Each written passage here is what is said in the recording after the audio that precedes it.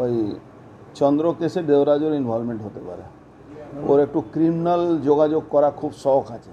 মমতা, অভিষেক ব্যানার্জি লোক, ও সুমিত, এরা সব ক্রিমিনাল যোগাযোগ খুব রেখেছে।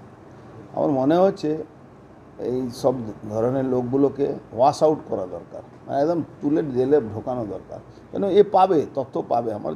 আমি জানি যতটুকু ইনকোয়ারি যেভাবে চলছে, এরা না এরাই ওদেরকে হায়ার করেছিল। এই দেবরাজ, সুমিত, এরা সব ক্রিমিনালদেরকে হায়ার করে যেখান তেখান সেন্টার দিয়েছিল। চন্দ্র থেকে আরও মার্ডার করাবার এদের প্ল্যান ছিল, কিন্তু ঘটনাক্রমে এই ঘটনাটা ঘটেছে ইলেকশনে রেজাল্টের পরে। তো এই ধরনের একটা বড় মানে এই নেক্সাসটাকে ভাঙতে হবে মাননীয় মুখ্যমন্ত্রীকে। উনি নিজেই পুলিশটা দেখছেন, তো সব তথ্য সামনে আসবে।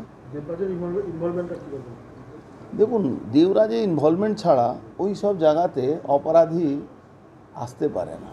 দেবরাজের একটা মানে নিজেকে হিরো সাজার একটা প্রবণতা আছে।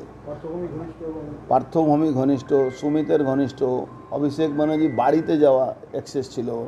তো ওর ব্যাপারে অনেক চিন্তা ভাবনা, এজেন্সিকে সার্চ করলে অনেকগুলো তথ্য বেরোবে ওর কাছে।